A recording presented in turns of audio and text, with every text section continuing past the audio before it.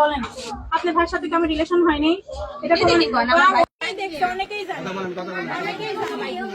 আমার নাম জ্যোতি। আমি আসছি বিয়ের দাবিতে।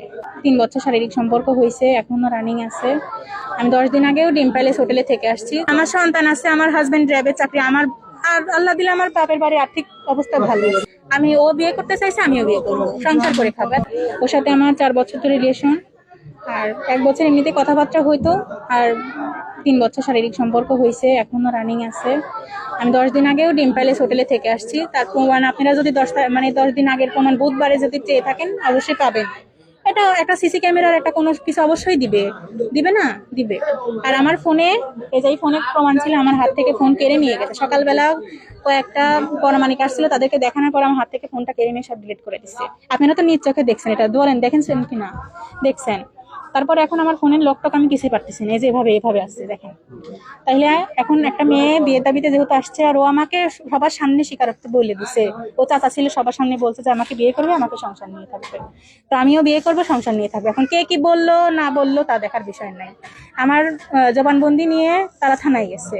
আমি ওর কথা মতোই সবকিছু বলছি, কারণ ওর 5 লাখ টাকা কাবিন নিয়ে ব্যবসা করে বিয়ে শাদীর ব্যবসা করবো, আমি সেরকম মেয়ে না। আপনি তো যার কথা বলছেন, হ্যাঁ আমার সন্তান আছে, আমার হাজবেন্ড র্যাবের চাকরি। আমার আর আল্লাহ দিলে আমার বাপের বাড়ির আর্থিক অবস্থা ভালো আছে। তো এইসব ব্যবসা করার মেয়ে আমি না, আমাকে বলছে টাকা পয়সা দিয়ে ঠিক করে দেবো। তো হচ্ছে আমি কোনো টাকা পয়সার জন্য আসিনি, কোনো জরিমানা করে যে আমাকে পাঠিয়ে দিবে এরকম কিছুই না। আমি ও বিয়ে করতে চাইছে, আমিও বিয়ে করবো, সংসার করে খাবো। এত করে একটা মেয়ে কিভাবে উঠে আসে একটা ছেলের বাসায়? আর কারো বাসায় তো গেলাম না আমি।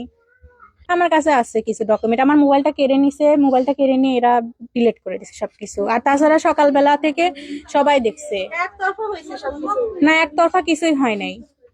আর আমার ড্রিম প্যালেসে হোটেলের যে ড্রিম প্যালেসে গেছি, সেখানে অনেক ডকুমেন্ট আপনারা পাবেন, অবশ্যই সিসি ক্যামেরা আছে ওখানে।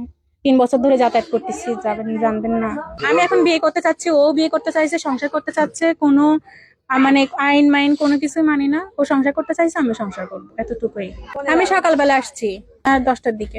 আমার নাম জ্যোতি, মোহাম্মদ হারুন রশিদ। হ্যাঁ, সে র্যাবে আছে। হ্যাঁ, এখন সে বিষয়টা সারা বাংলার মানুষ জেনে গেছে, সে জানবে না কেন জানে। বলেন আপনার ভাইয়ের সাথে কি আমার রিলেশন হয়নি? এটা অনেকেই জানে। আমি বিয়াদব দেখে আসছি। বলেন কি আপনার আমার ভাইকে যদি এতটুকু তাহলে এত কষ্ট করে আসাই লাগতো না, আপনাকে নিয়ে এলাই সে করে সফল হইছে। কিছু না কিছু না হলে একটা মানুষের নিয়মিত তার বাসায় এটা তো বলাই যায়। আপনি ভাবেন বলাই যায়, মিথ্যে কথা কত কোটি কোটি বলা যায়। আমি মিথ্যে একটা বলি,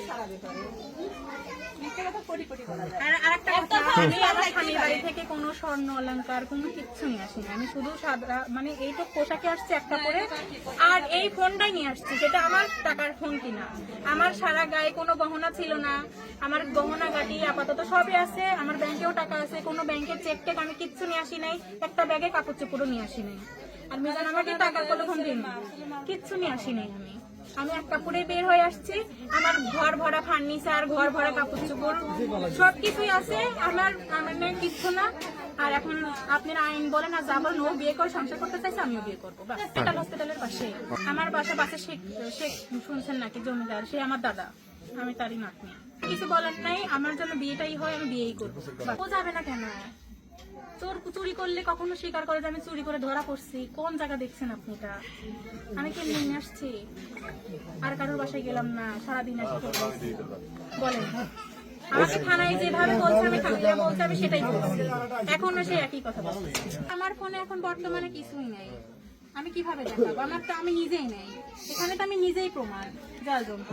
একটা মেয়ে মান সম্মান কখন হারাইছে? আমি তো হারাই ফেলছি। এটা বলতেছে আমাকে নাকি ঘরে কেউ তুলে দিয়েছে রাজনৈতিক ভাবে, এটা হয়েছে। এটা সব ভুয়া কথা।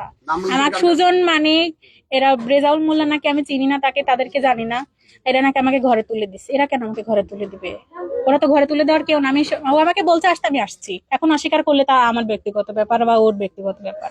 একটা মানুষ অস্বীকার করতেই পারে, এত কিছু হচ্ছে অস্বীকার করবে না। মান সম্মান চলে তো গেছেই, আমি মান সম্মানে ভয় করি না। ভাইয়ের সাথে আমার কথা হয়েছে, এই মিজানুর। ও বললাম যে তোমার কোনো দুর্বলতা পাই মামানি, জাস্ট কোনো কিছু না। আমার ভাইকে 5 ওয়াক্ত নামাজ কালাম পরে, খুব ভদ্র, এলাকায় তার আছে, খুব ভালো ছেলে। ওই বাচ্চাকে পড়াইতে দিছে, কারণ সই সুবাদে ওনার নাকি মামানি হয়, বেতন টেতন নেওয়া, একটা কথা মানে পাড়া প্রতিবেশী বলতে পারে, একটা ভালো মানুষ হলে যদি তাকে ভালো লাগে, একতরফা কি এইভাবে কোনো সম্পর্ক হয়? এই মেয়ে তো একতরফা বলতেছে। ওই ছেলে যদি একতরফা কি এভাবে বিয়ে শাদী হয়? আর বিয়ে শাদী হলে কি এই সংসারটা হয়? এভাবে এভাবে কি কোনো সংসার টেকে? এতে সংসারের দাবিটা করতেছে, একাই কি সংসার করা যায়? এদের অযথা নিজেরটা তো নষ্ট করতেছে, একটা ভালো ছেলে লাইফ নষ্ট করতেছে। অবিবাহিত ছেলে, ভবিষ্যৎ উজ্জ্বল, ভবিষ্যৎ তার সামনে, শিক্ষিত একটা ছেলে, ভালো একটা বাপ মা কত কষ্ট করে পড়াশোনা করাইছে, শাকসবজি বিক্রি করে এই বাচ্চাকে মানুষ করাইছে, তাদের কি স্বপ্ন আছে না? আরে এই মেয়ের তো কোনো কিছু অভাব নাই। এটা একটা পুলিশ ডিপার্টমেন্টে চাকরি করে একটা ছেলের সুখ শান্তি করে ওরা আরামায় সেটা সংসার করে খাচ্ছে। কি এমন ক্ষতি করছিল এই সন্তানটা, যেটা বুড়ো বাপ মার সংসারে এরকম অশান্তি লাগা দিল? তার উজ্জ্বল ভবিষ্যৎ সামনে, তার ভবিষ্যৎটা কত সুন্দর।